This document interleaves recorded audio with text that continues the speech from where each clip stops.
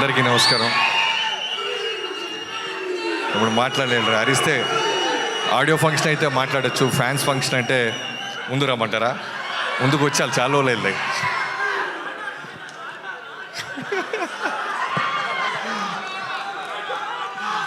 So అందరికీ నమస్కారం. ముందుగా ఫ్యాన్స్ అందరి తరపు నుంచి రామ్ చరణ్ గారికి పుట్టినరోజు శుభాకాంక్షలు.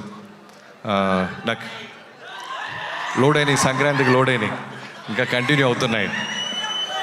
సో నాకు ఎప్పుడూ చరణ్ గారిని చూసినప్పుడు ఒకటే అనిపిస్తుంటుంది, మెగాస్టార్ గారి కొడుకుగా పుట్టడం అనేది అదృష్టం అని అందరూ అనుకున్నట్టే, అలానే ఒక పెద్ద ఛాలెంజ్ అది.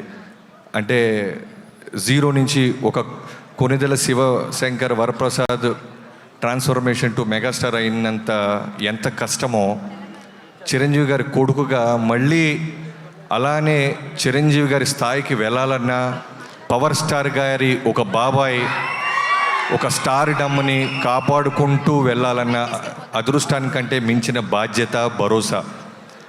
సో విపరీతమైన ఎక్స్పెక్టేషన్స్లో చిరుత దగ్గర నుంచి మొదలెడితే ఎంతోమంది ఫ్యాన్స్ అందరూ ఆనందపడ్డారు, మిగతా వాళ్ళందరూ కామెంట్ చేశారు. ఎక్కడో బాంబేలో ఉన్నోళ్ళు కొంచెం నెగిటివ్గా ట్వీట్స్ చేశారు, నెగిటివ్గా రాశారు. ఓపిక్గా కొడితే గ్లోబల్ ఊగిపోయేలాగా కొట్టిన రామ్ చరణ్ గారికి, నిదానంగా నెమ్మదిగా ఉంటూ చిరంజీవి గారిలాగా వాళ్ళ బాబాయ్ పవర్ స్టార్ గారిలాగా ఓన్లీ పనితోనే సమాధానం చెప్తూ ఇవాళ రోజున చిరంజీవి గారి ఫ్యాన్స్ అందరికీ, పవర్ స్టార్ గారి ఫ్యాన్స్ అందరికీ నేనున్నానంటూ కంటిన్యూ చేస్తున్న దానికి నిజంగా చాలా చాలా great.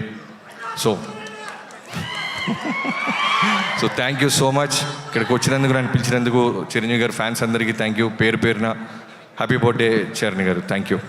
Thank you, Bobby sir. Thank you.